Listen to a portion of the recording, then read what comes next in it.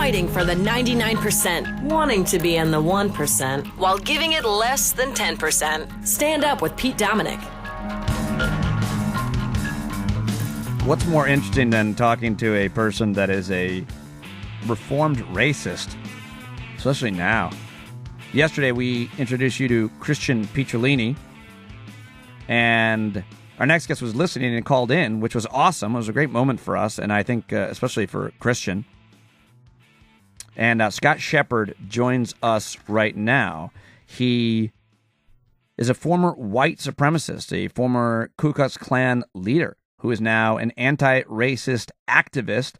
He was recently profiled at the PBS Independent Lens, and Scott Shepard joins me now. By the way, everybody should follow him. He's good on Twitter. I want to give him as many followers as we can. At Reformed Racist. At Reformed Racist. Follow him now. Scott Shepard, thank you so much for joining us today. Great to have you on the air.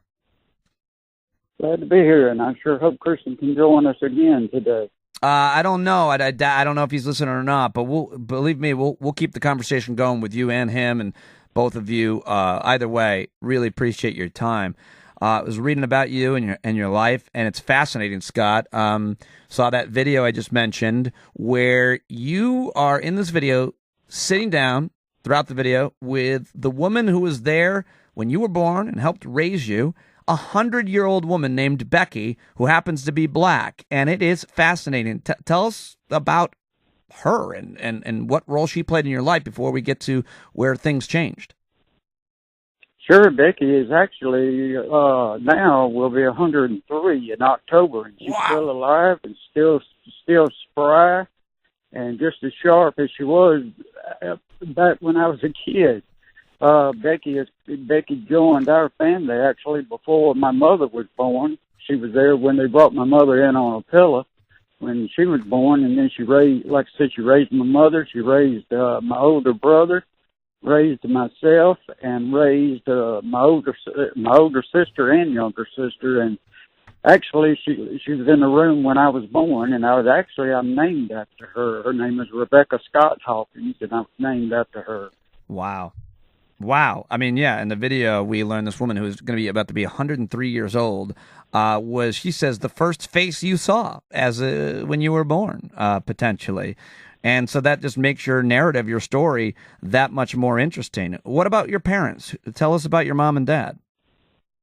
Well, my mother and father, of course, my mother's passed away now, but I wasn't raised by racist parents. My mother and dad divorced actually when I was probably about 10 years old, but I was raised in a dysfunctional family, and my dad was very violent alcoholic, and that played a big part in the bad decisions I made. And with that being said, I'd like to say that I take full responsibility for the decisions I made and the things that I did in my past. And there were some contributors to it that affected it, but I take full responsibility for the things I did. Well, I appreciate you saying that, but I don't know. I'm kind of a radical in my thinking in that I'm not sure how any of us can take full responsibility for even the worst choices we make if we thought those were some of the only choices. Sometimes we don't all have the resources and choices to make what society would call the best, mature, most thoughtful choices. But either way, what about your mom? What role did she play in your life? Well, my mother basically raised all of the kids, and of course, like I said, they divorced. My mom and dad divorced, and she pretty much raised all of us. She really struggled pretty much. She was a school teacher, but she was a school teacher at the time, when the schools were being integrated, and the schools were very much in turmoil, and the whole system was just out of whack. And so she really didn't continue teaching. She moved on to Texas, and we went with her for a while. But she was pretty much the backbone of the family, even though she struggled really hard and had faults too. We've got Scott Shepard on the air right now. Scott is a former white supremacist now. You can follow him on Twitter at Reformed Racist. He is spending his life trying to right the wrongs that he made for 21 years, I think, that you were kind of living this life and in these organizations and groups. But before we get to that, I mean, you said you were an angry child. Your dad's alcoholism. You're an angry. Did you not fit in? We were talking about this yesterday with Christian. Was that part of your life too? You didn't have a group, an in-group. You were angry and emotional because of the situation that you were in. Your dad was a violent alcoholic, even though I know you loved him. What was it? Oh, yes, that's basically what played a big part with it. It had no stability in the home life at all. I felt like an outcast and was angry. I didn't have any self-esteem. I just didn't, I was just unhappy. I didn't like myself. I didn't like anyone. And it played a big part in me searching out a place where I belonged and, filled the void within myself. And, at the time right there with all the racial problems going on in the 60s and 70s, I was born in 59. I'm 58 now. The Ku Klux Klan was right there in our backyard. But again, I could very well have joined ISIS and I even did reach out to the Italian mafia. Of course, I was so naive at the time. I didn't know I didn't know you had to be Italian to get involved with. You could maybe just done an internship or something. That's funny, right. Scott. But I mean, why you say ISIS, the mafia? You just wanted to hurt people? These are all groups that we consider to be, bad, evil, terrorists. Why did you want to be involved with any of the groups like this, much less the Klan, which you obviously got involved with in the end? Yes, and of course there's also the Irish Republican Army that I had reached out to. Oh, I'm sorry, your list wasn't over, Scott. Is there any other horrific group that you're? I wanted to be in the band Kiss. That's not fair. All right, so but what was it psychologically? What was it that made you interested in these groups, much as being part of them? Well, I was drawn to that dark side and that violent side. And, of course I got to a point where I was so angry. I wanted to lash out against the system. I wanted to lash out against anyone. And of course, I guess looking at these groups, the Mafia and the Irish Republican Army at the time, they were really active. And I said, these folks are doing things, not just talking about it. They're really doing it. Right. And that's something that really struck a chord with me. And then, of course, the Ku Klux Klan, too, was, very much more active then also. So you were obviously vulnerable, and someone figured that out. Who was it? How did it happen? How did you become radicalized and a white supremacist? Well, basically, I went to Tupelo, Mississippi when they had of course, down here we say Mississippi, not Mississippi, but went to Tupelo. And they had a Klan rally there, and I talked to some of the Klan leaders and some of the other members there. And, of course, I guess, they picked right up on the issues that I had. And they put the arm around my back, patted me on the shoulder, said, yes, we'll be your family. We'll be your protector. We'll protect you, take care of you, and teach you. And they did. They just taught me the wrong things. How long were you involved in the Klan and a white supremacist, and what were your main roles? Well, I joined, and of course, when I was about 16, 17 years old, when I got involved. And of course, today the Klan organizations, where there's more than one Klan organization, they're just not one group now. They're broken up in different factions, and they've got different leaders, different beliefs. Somewhat different beliefs. They still fall in line with white supremacy, those. But I guess over my period of time, I was in probably 2 or 3 different Klan organizations, and that was right at about 21 years. And of course, my role ended up, I was pretty much involved in recruitment mainly throughout these groups. And of course, at the same time I was involved with Klan groups, I was also involved in other white supremacist groups, David Duke and the National Association for the Advancement of White People, and then he formed another organization. There was the League of the South. There was, the National Alliance. if they had a white agenda, I was pretty much involved with them or connected to them somehow. And like I said, it was basically on a recruitment level, but I did rise to the level of Grand Dragon for the state of Tennessee for one Klan group. And that is equal to, in politics, it was, the power level would be like governor of a state. Wow. And then you have the Imperial Wizard that would be like the president. And I did jump from Grand Dragon to an Imperial Wizard stand for a short period of time for the old murder knights of the Klan that are no longer in operation. Actually, when I left, those members joined other people. They wanted to be a really violent and militant organization, and that, of course, I was very hesitant about that and didn't get involved with them. What's it like to have to?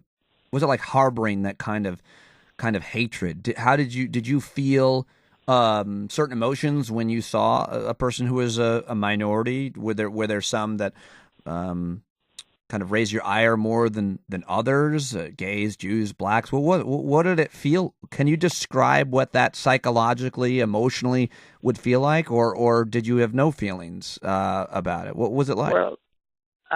Well, I did have feelings, and the reason why I know this, because, the whole time that I was involved in these groups, I always had this little bitty voice in the back of my head that, always say, do you really believe the things you're preaching or saying? So I always had a little doubt. And then, of course, it's actually the Jewish issue. I really never did get involved in the anti-Jewish part or really. I did it. Now, I'm just as guilty as the others because I did espouse that later on.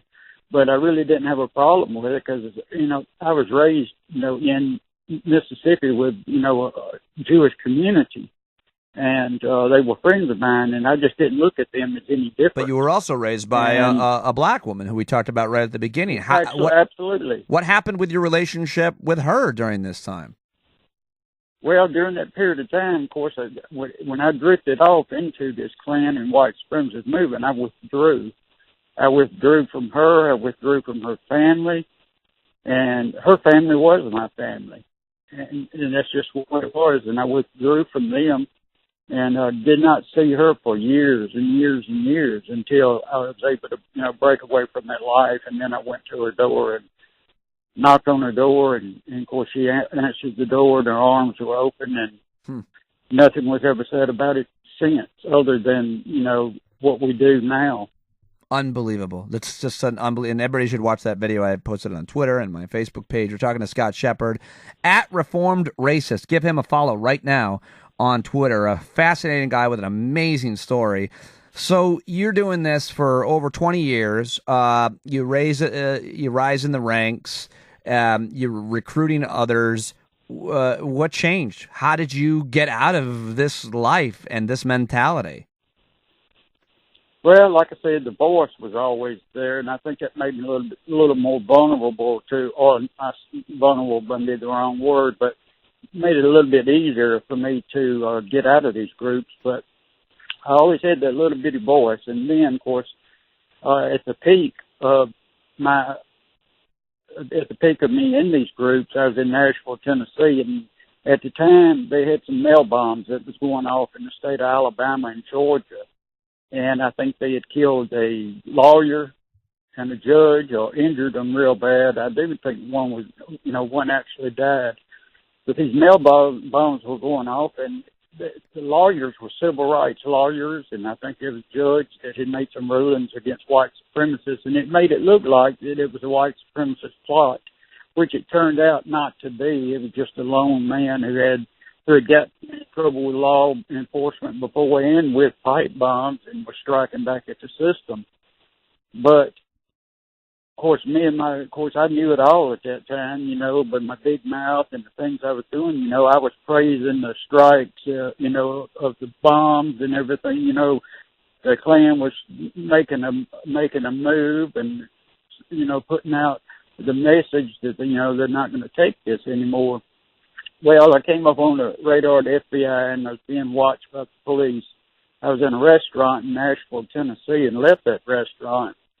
And sure, I had been drinking, and when I was eating, and of course they pulled me over, and I got out of the car, And I didn't see just one or two blue lights. I saw an ocean of blue lights. There was police cars everywhere. Huh. Well, I failed a sobriety test, and I also had an illegal weapon underneath the front seat of the car. So they got me and threw me in jail for a few days. That threw me into the court system. And then, of course, when I was into the court system, I said, well, I'm going to use the same trick everybody else does. I'm going to go to the Alcohol and Drug Treatment Center, get paperwork, take it back to the judge, and just have these charges dropped and go on with my racist life. Well, much to my surprise, when I went into this drug treatment center, I went in one person and came out another. Really? It was your experience at rehab that changed you. Right. And the experience was actually, I had, when I got inside, of course, you know, the director of the place is Cumberland Heights in Nashville, Tennessee, where I was at, and he told me, he called me into his office. He said, you know, we've got, you know, blacks here, and we're in a cabin atmosphere. You're going to be sharing a cabin with several people. I said, yes, I understand. I just want to get my paperwork and go. So, of course, they put me into this cabin, and then we had to go through the group meetings, and I had to participate in all that if I wanted to get through it to get the paperwork. Well, I had to sit down with all these people and the different people, and we did, and we shared our life stories, intimate details about our life and our problems, and just a whole gamut of things. And, you know, I got to know these people and found out, you know, they're no different than I am, and I'm no different than they are, and I had forgotten these things. Being that I was raised from by a black lady, I had really forgotten these things. My hatred and my anger and everything had just taken over and consumed my entire thoughts, and this brought me back down to earth. That brought me back down to earth. I want to ask Scott so many questions. I got so many more questions for you as I did yesterday with Christian Picciolini or anybody else who's gone through what you went through. We're talking to Scott Shepard at Reformed Racist. I only have a few more minutes, but I wanted to ask you quickly about, I want to talk about current events, but I wanted to ask you, when you were in the Klan, I've always wondered this, and you were there for, like we said, over 20 years. Eventually, the FBI was surveilling you. You told this story just now. You get pulled over and the DUI and the gun and everything. But did you always, and do Klan members and other extremist white supremacists assume that, or take precautions for when, you know, the FBI or ATF or whoever else may have infiltrated you, may have gotten a spy inside the Klan? Is that something that you were always wary of and maybe hesitant to trust people until you could really figure that out? Because I like to believe that our federal authorities are doing their best to infiltrate these extremist groups, whether they're ISIS-inspired or white supremacists or whatever. Was that a thing that everybody talked about, worried about? Oh, yes, it was very much talked about. And, of course, they did take precautions to try to, weed out any kind of informants or locate them or, find them within the group. I do remember when I went to Tuscaloosa, Alabama, to a national Klan rally where most of the members went for that year. Before we were able to even enter the building or talk to any of the Klansmen on the inside, we had to go through a process. We stood in line and went through it. And they had their own lie detector box. We had to go in the box before we could even pass through to go into the system. Because, yes, they were pretty, with technology, they were up on it, and that's how they did it, for this meeting was a lie detector box, and they had men trained to operate it. Wow.